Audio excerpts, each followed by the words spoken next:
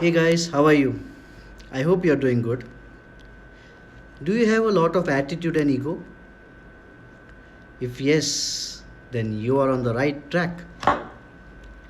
These days I've heard people saying using these words attitude and ego in a very negative sense. You have a lot of attitude. You have a lot of ego.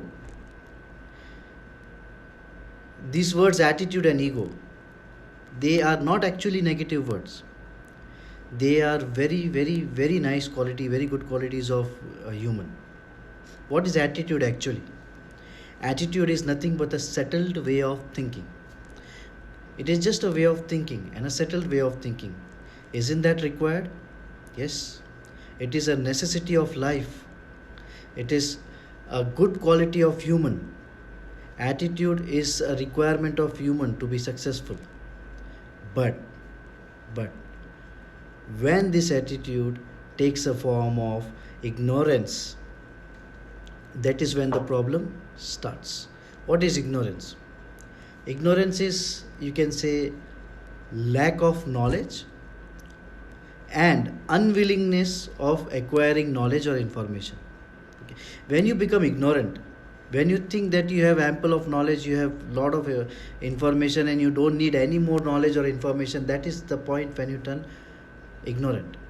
That is the point when your attitude becomes negative. So attitude is very good. It's a very nice quality of human, only and only if it doesn't turn you ignorant. So next time when you use attitude, use it in a positive way. If you want to use it in a negative way, just use the word ignorant.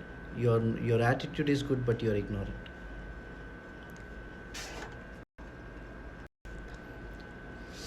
So what about ego? Is it good or bad? Ego. Ego is something which is called self-esteem or self-importance. Again, isn't that required? Self-esteem and self-importance are very much essential qualities of human. Some people, they have a very low esteem and low self-esteem, and which hurts and which makes them very low on confidence. So ego is something which is very much required. Still people say that ego is bad. Why?